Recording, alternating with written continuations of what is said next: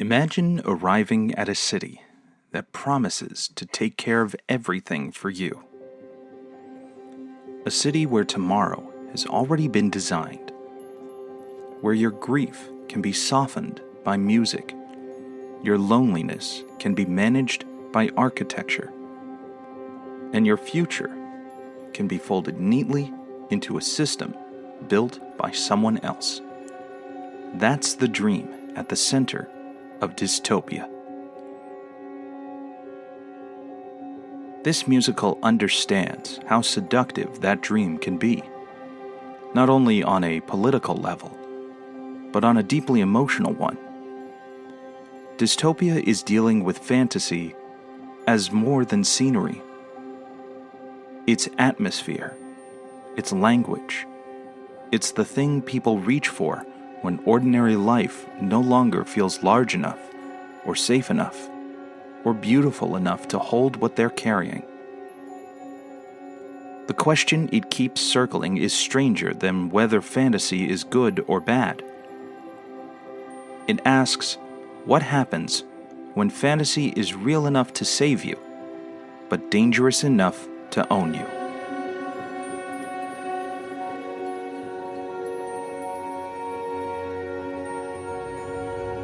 We call it EPCOT.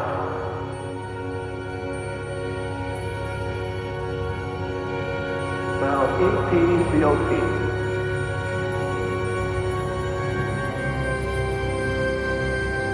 Experimental Prototype Community of Tomorrow.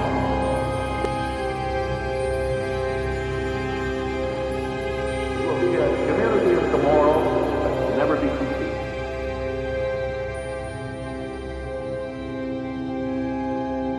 Always be introducing and testing and demonstrating new materials and new systems.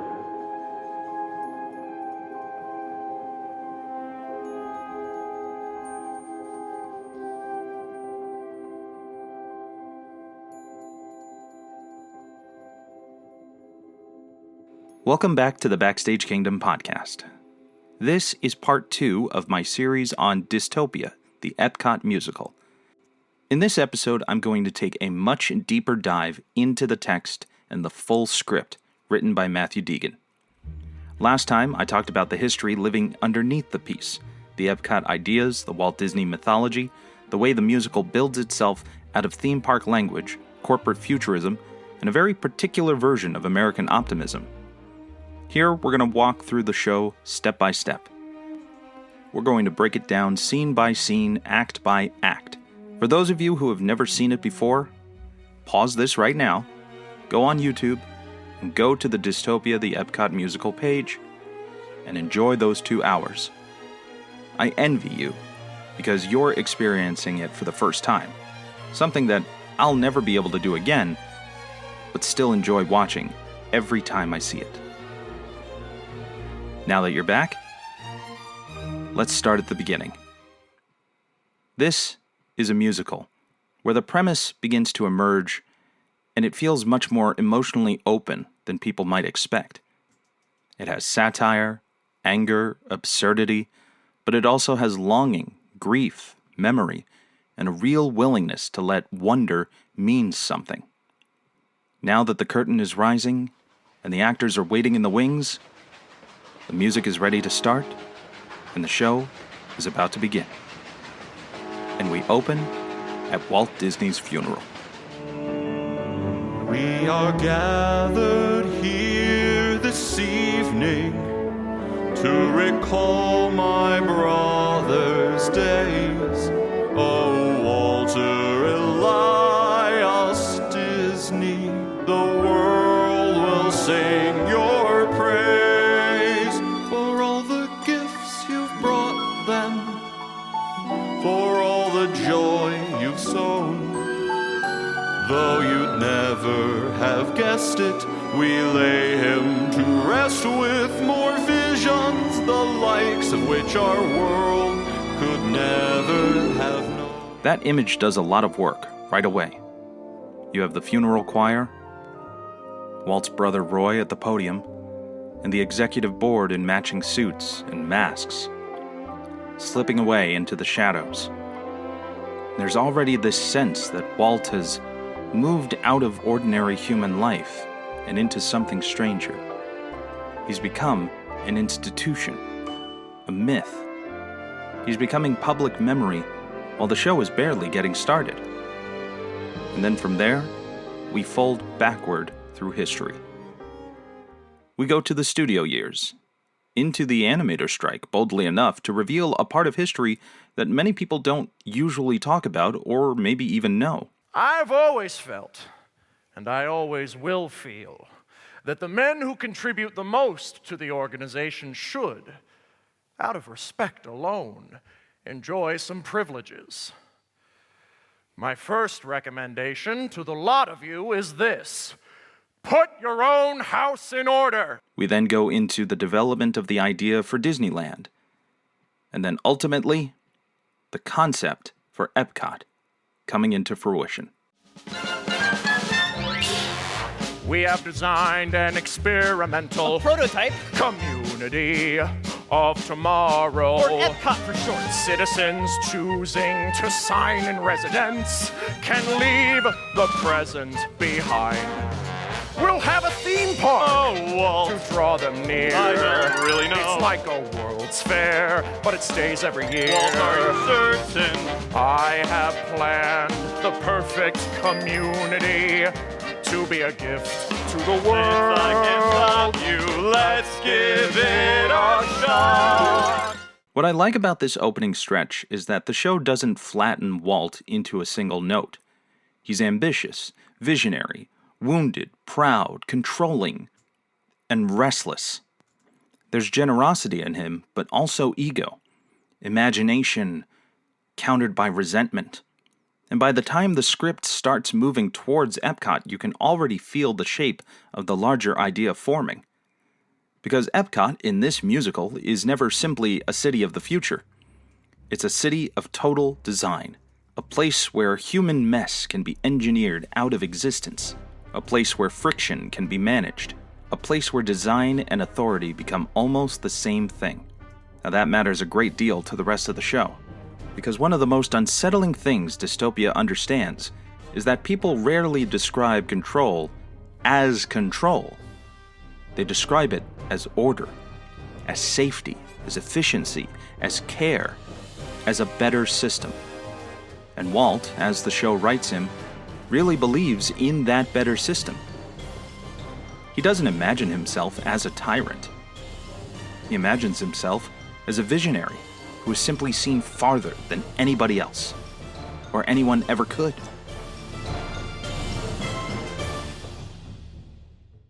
Then the musical makes its big turn.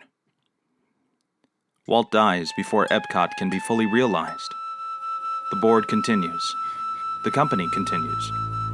The dream continues. Well then, is the EPCOT film complete? Nearly. We ceased post-production upon Mr. Disney's passing. We'll see to it that it is released. It may still be advantageous to us. Gentlemen, I must insist that we continue with the theme park aspect of the Florida project. I agree. The success of Disneyland may be replicable on a larger scale. The city of EPCOT will be moved to Phase 2, should we see the need to revive the project. We must also discuss the matter of Mr. Disney's final will and testament. Are you referring to the preservation clause? Yes, I am. We have no choice. We must comply. There is no scientific basis for Mr. Disney's request, and besides the financial burden it would I place on am his well aware of the financials. This is a legal matter. The chairman is correct. Very well, I concede. I shall conjure up a group of Imagineers. Perhaps they can conjure up a more viable solution.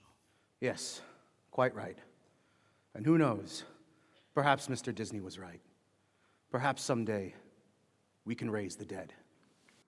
And eventually, in the show's strangest and boldest theatrical move, Walt is preserved and revived as a disembodied head overseeing the city from its center. And now, here is your host, Walt Disney.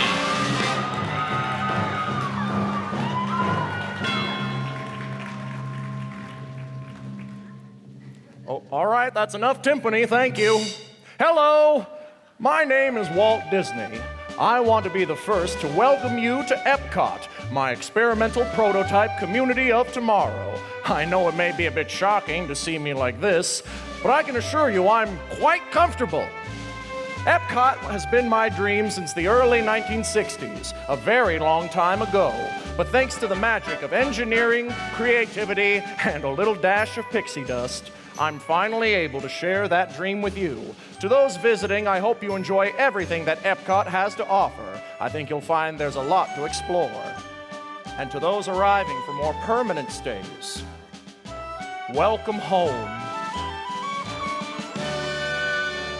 It's grotesque, it's funny, it's sad, and somehow it feels exactly right. Because in Dis-topia, Walt no longer exists as a full human being. And not so much in the literal sense. He exists as the exact amount of Walt the company still needs in order to sell the dream. Voice, face, command, symbol, legacy. He has literally become a governing image. From there, the musical drops us into the experimental prototype community of tomorrow itself.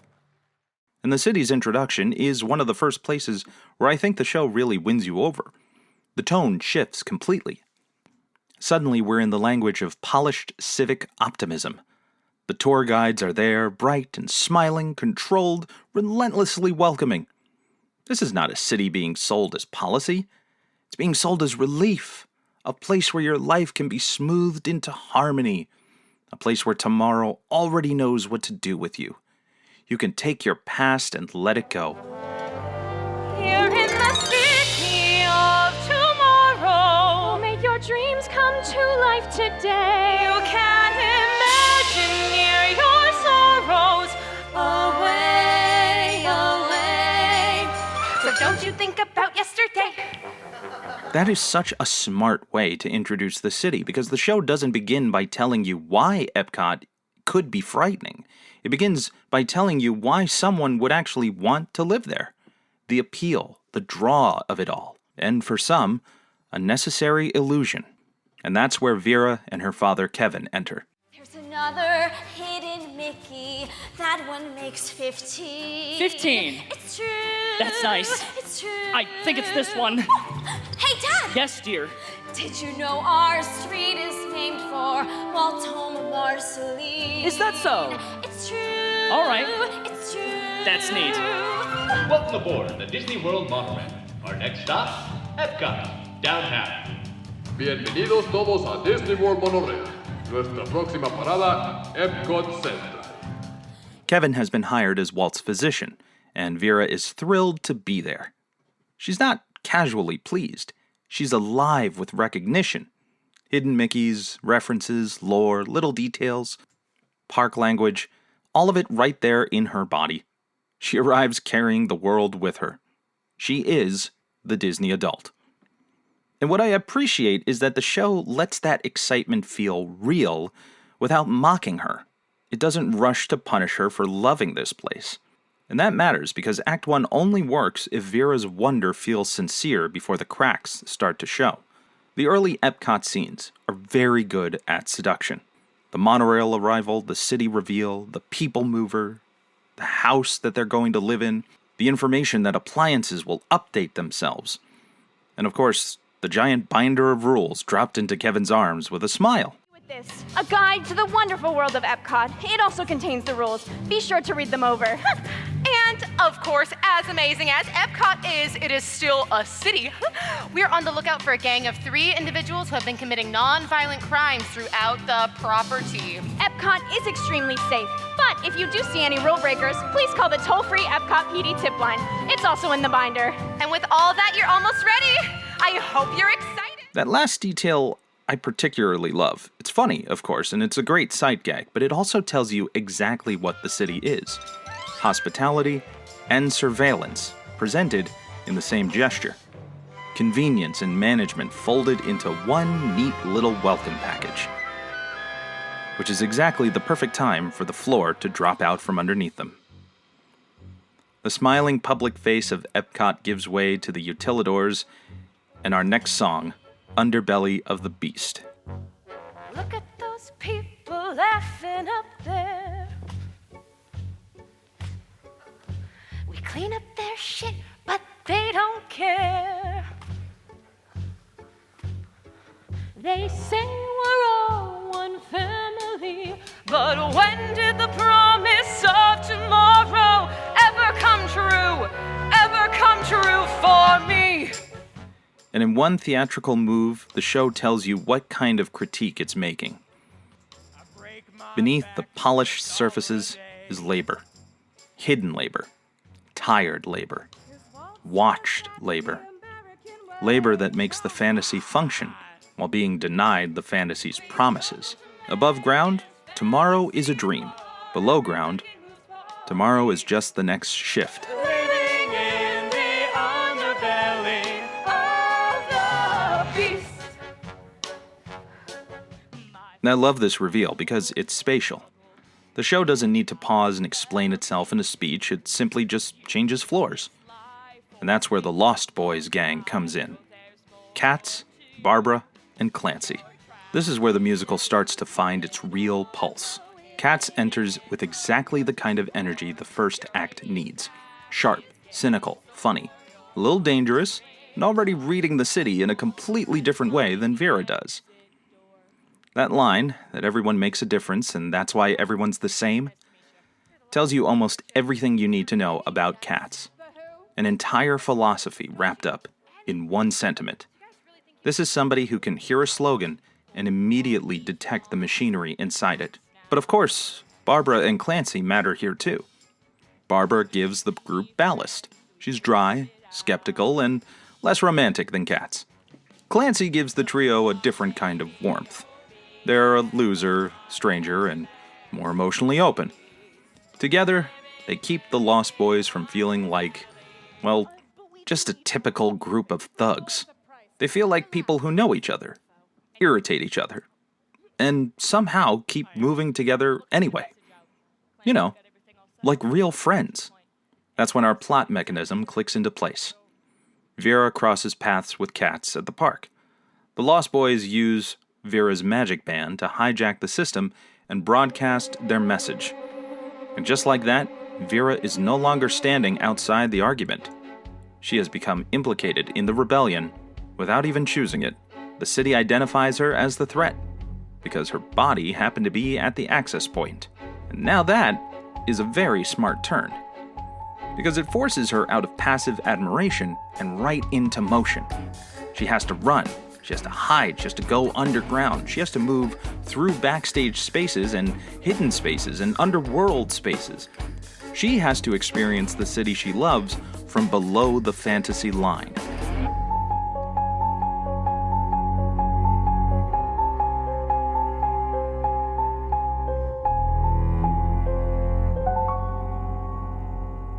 Roller Coaster Tango works so well in this element as part of the next song. Bought your ticket for what it's worth. Welcome to the loneliest place on earth. Step inside, stay a while, but you can't go back through that turnstile. It takes the language of attractions and turns it into the language of entrapment. Katz sings about buying your ticket, that you've pulled down your restraint, and here comes the drop. There's no getting off now. Vera's whole emotional state is translated into ride logic, which is exactly the kind of thing a show like this should be doing. It's theatrical, it's unnerving, and it's very funny in that particular way musicals can be funny while they're also pulling the floor out from under somebody. It's one of those things where even if you don't know all the references, you can still just understand everything they're talking about. But if you do get them, you appreciate them that much more. Come undone till you're praying for the great run will take you farther than anyone can go on the roller coaster tango. Now, meanwhile, while all of this is happening to Vera, Kevin is moving in the opposite direction, which is another structural choice I really admire. As Vera is driven beneath the city, Kevin is drawn upward into Walt's orbit. Vera gets closer to the hidden truth of the entire city, but Kevin gets closer to its official center. Their stories are separate vertically, and that gives the whole first act a very clean shape. Kevin is more important than he first appears. At the beginning, he can feel like, just a comic relief character. A little bewildered, a little soft around the edges, a loving father who thinks calmness will keep things manageable. But he matters because the show needs somebody who is not ideologically committed the way Vera, Katz, and Walt are. Kevin is ordinary enough to be taken in by beauty, salary, and stability. And he's ordinary enough to be frightened once the machine begins closing in around his family. Mr. Nelson, apologies for the wait. No trouble at all, Kevin Nelson. Yes, now if you'll just come with me into the elevator over here, Mr. Disney has a very tight schedule. I'm sure of it. So what do you think of my city, Kevin? Oh, it's beautiful. Say ah. Ah. I mean, really, the way everything moves together, it's like a whole system and really a work of art. Oh, sorry, temperature looks normal. Thank you, truly. I wish more people saw it that way. Now here, I believe it's the best and wisest choice that Act 1 slowed down. After all the propulsion and chase energy, the musical allows itself to become intimate. Vera and Katz stop sparring for a moment and actually begin talking. This is a piece that really deepens for me. Vera tells Katz about her mother, about the loss that split her childhood open. Disney World became the one place where Vera and her father could still pretend for a day that life had not completely broken apart. Not because the parks solved grief, far from it. And they certainly didn't erase it either. What they did was give it shape. And they gave it somewhere to live for a while. And that right there is one of the most important moments in the musical. Because from that point on, Vera is no longer simply the believer. She isn't just the person carrying Disney affection into a show built to critique it all. She becomes somebody whose emotional life has genuinely been shaped by what fantasy offered her when ordinary life no longer felt survivable. And that is where the sincerity of Dis-topia becomes impossible to miss. The show takes that feeling seriously. It doesn't laugh at it, it doesn't rush to puncture it, it lets it stand there. And once you hear that, the conflict between Vera and Katz changes shape. Katz looks at fantasy and sees sedation. Vera looks at fantasy and sees shelter. And what makes the musical work is that it understands both readings at once. Katz then gets to sing Most People Are Dead, which is probably the cleanest one-song character definition in the entire score. The song is funny, mean, magnetic, and deeply sad. It has the theatrical electricity of somebody turning alienation into performance. And that's what gives it its force. What I like about that number is that it doesn't only say Katz sees through the illusion. It tells you what that kind of seeing has, and what it costs them. You step outside, hear the front door slap. Welcome to day 89 of Who Gives a Crap? I could stare around the world and not a face would stare back. Well, if chivalry is dead, at least my outfit is black. Every person passing by has got their head in their ass, accepting their conformity and bowing en masse. Most people are like this, you justify to yourself as a duck is flying at you off the back of the shelf. Most people are dead, and they've been for a long, long, long, long time. Well, you're ahead, might be dumb, but stupid ain't a crime. Yeah, what the numbers say are probably true. But now, most people are dead, and that's alright. At least most people aren't you. So what's it like living day by day, swimming? Finally, Act 1 concludes with Neverland. It ends on Vera. Not on Walt's authority and not on Katz's contempt, but on Vera. And that feels exactly right to me. Because Neverland is not childish, it's brave. Vera isn't saying the world is kind, she isn't saying fantasy solves pain, she isn't saying innocence survives untouched. She's saying there are parts of us worth protecting, wonder, play, imagination, the tender things adulthood is always trying to shame out of us.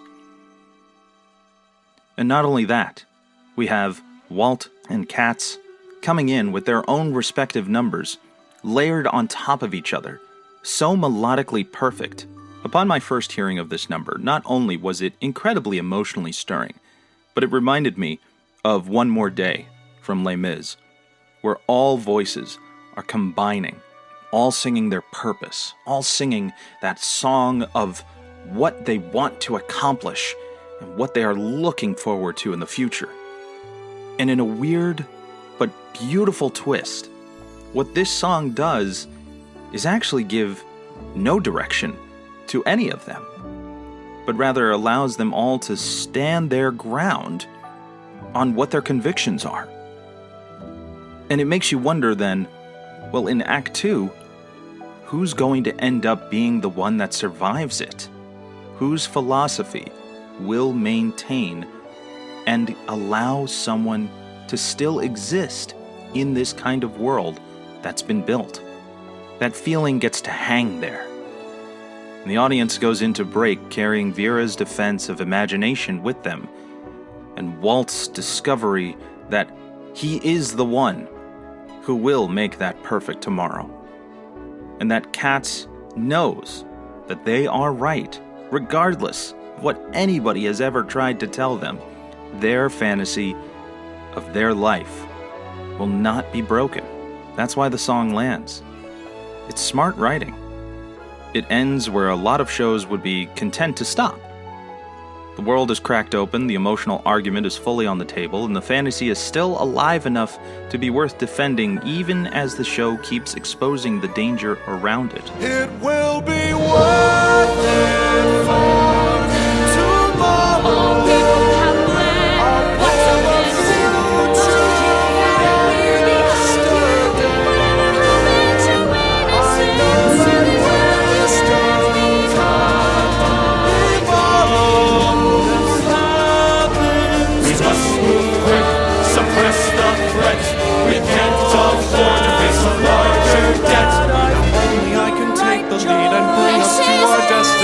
Cause no one really knows their needs, so let me be the guiding key. Let me take you by the hand, we're not who we have to be. It might not be now, but I know somehow you'll understand when I finally see. So that feels like the perfect place for us to take our own intermission. When we come back, I'm going to move into Act 2 of Dis-topia, where the show gets darker, stranger, and in some amazing way, even more sincere. We'll be right back, right after this.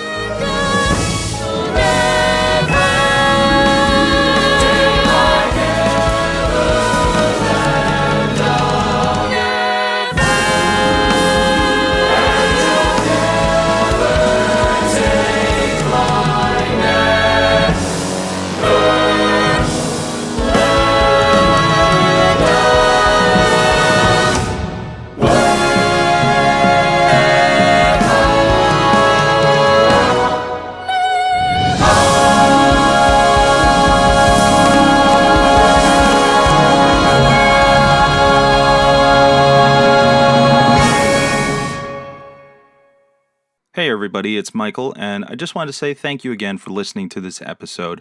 Of course, you can subscribe if you haven't already to the podcast by subscribing on Apple Podcasts or Spotify. Please, by all means, I would love to hear your thoughts.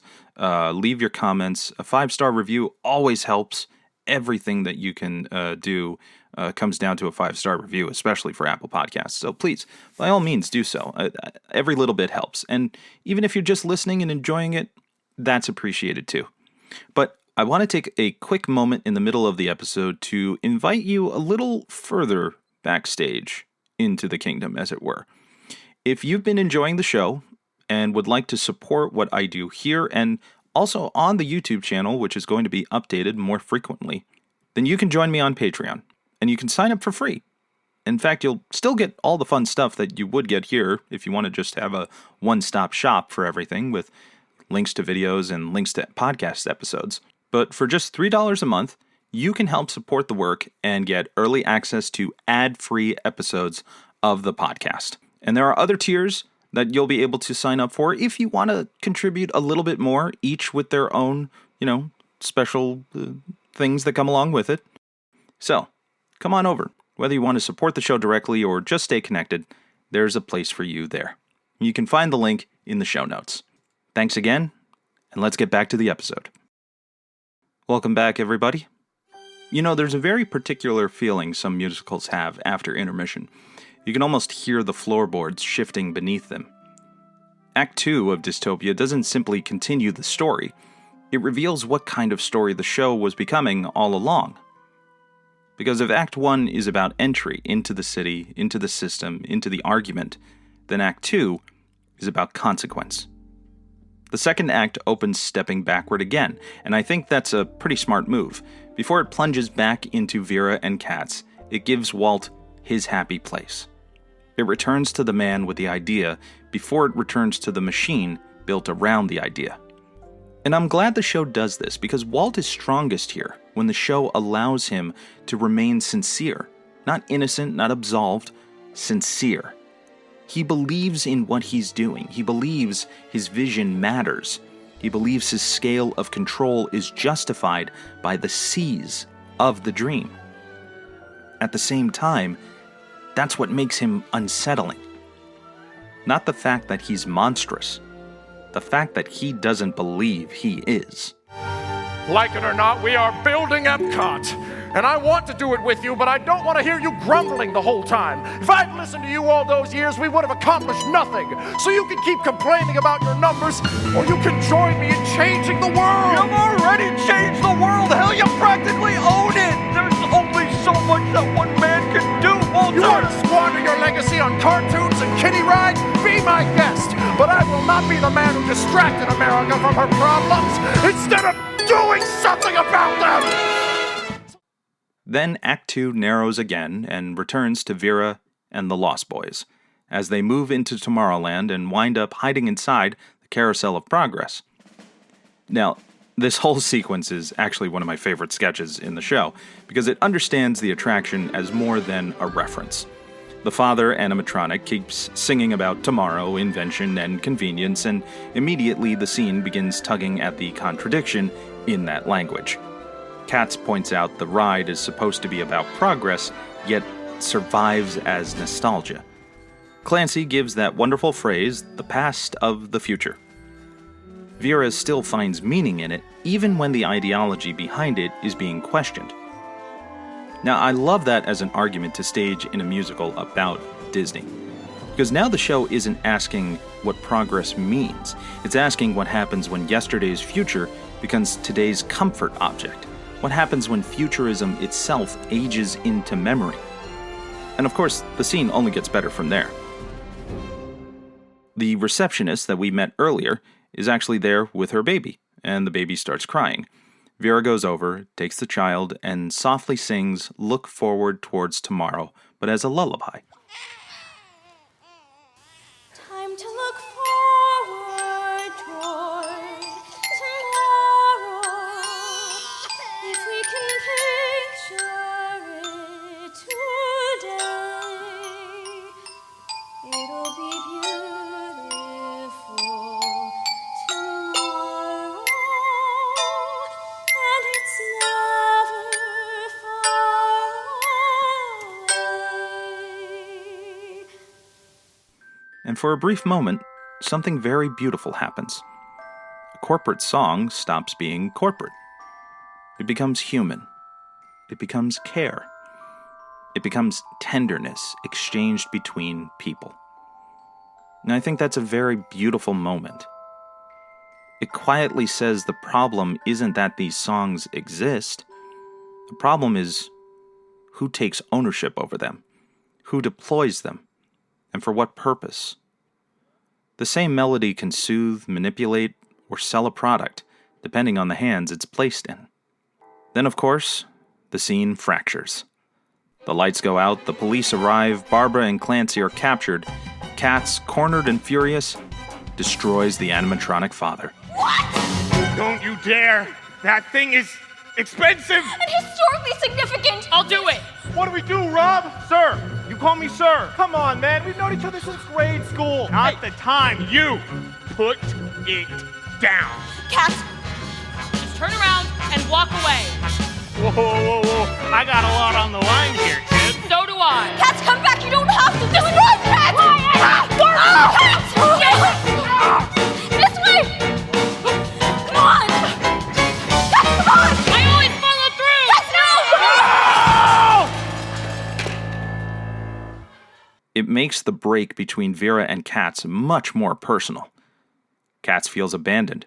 Vera is horrified, and the show refuses to turn either reaction into a single correct one. It lets the conflict stay messy. From there, the emotional weather of the act completely changes. The song Graveyard Muse drifts in like cold air, and then Vera has a song called Never. I think Never works because it isn't simply a sad song. This feels like a collapse. If Neverland is the act of holding on, well then Never is the sensation of that hold giving away. Vera's emotional architecture has stopped feeling stable. The language that once sustained her now sounds broken inside her own mouth. That's a very strong second act turn because it allows Vera's belief system to be wounded without making the show sneer at her for having had one. Katz fractures as well. The song Break Run makes that very important. So give me just a second. I need to catch my breath. Cause I feel like in a break run. And the train's flying off the tracks. The dam is breaking. Cracks are snaking. Something's waking up inside. Get out of my head. Up until that point, Katz has lived in velocity, forward motion, sharpness, defiance. Then suddenly, the ride jams. Doubt gets in, guilt gets in. The same attraction metaphor that once trapped Vera now catches up with Katz. And I really admire that. The show could have left Katz in the position of relentless truth-teller, but instead it allows consequence to reach them too. From there, the city begins to break open in public. The workers rise. The protest swells. Private discontent becomes collective noise, and all at once, they decide they need to slay the beast. They stare and gawk at us every day. We're not a zoo, we won't live that way. Whoa, no. That's right. We lose our rights and liberties. How can we never see the beast? This is not a fairy tale, let's slay the beast. I do think this section is a little broader than the show's best character writing, but it serves an important function. The city itself finally speaks back. EPCOT stops being merely the setting of an argument and becomes a place whose residents have reached their breaking point. And right in the middle of that, Walt answers with the song Freedom of Gratitude. That title is still so sharp to me because by this point, Walt is no longer selling tomorrow. He's demanding thanks. He built the houses. He made the jobs. He made the environment, the city, the dream. Therefore, in his mind, gratitude is the only correct response. I think there's something very recognizable in that. When a authoritarian imagination fails to be loved, it often becomes resentful. Vera and Katz move back towards each other. Vera retrieves the spare keycard, Kat hides in the trash can, and gets vacuumed through the AVAC system in one of the show's most ridiculous and perfect beats. Eisenbeck gets to be petty and puffed up and absurd. All of that tonal variation actually helps, though. It keeps the show from getting too heavy in one register for too long. We then head to the control center. Vera is brought to Walt. Katz is able to get inside, and Kevin is found tied to a chair, headphones on, still singing on loop the lyrics to It's a Small World after being broken down by repetition. Now, that is one of the darkest ideas in the script. The city's musical language, the language of welcome, safety, nostalgia, and comfort, has now been turned against him and become torture. The show earned it at that point because it's been circling around that possibility all along. We get to now the pivotal moment where all choices matter. Vera nearly throws Walt out of the window, but Katz stops her. Barbara and Clancy re-enter. Kevin is pulled back toward himself, re-entering reality. And the emotional geometry of the whole world shifts. What I like about the reconciliation beats here is that they do not suddenly make everyone simple. Vera doesn't become Katz, and Katz doesn't become Vera. The show just allows them to see each other more clearly than they did before.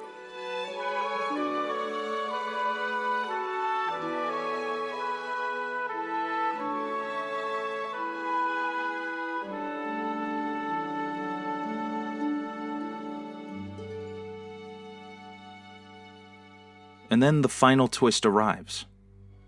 The board, the silent Greek chorus drifting around in the background, shuts EPCOT down. They make their presence known. Not because they've had a moral revelation, or because they suddenly care about the people. It's simply because the numbers are bad. The image is bad. The experiment is no longer worth the trouble. That choice reminds you that for all of Walt's authority, the final power in this story still belongs to the company. It belongs to the machine. And the machine is outliving the visionary. The system absorbed the dream, uses it, and then discards it when it stops serving the larger purpose. That's what keeps Dis-topia from collapsing into a very simple story. Then, after all that damage, the show ends gently. The surviving characters watch the fireworks. They breathe. They talk. And the finale song, Neverland Tomorrow, arrives not as a restoration of innocence, but as a changed version of it. A forward-facing one. The idea of imagination remains, but it is passed through reality now. It's been bruised, tested, and made conscious of the systems around it.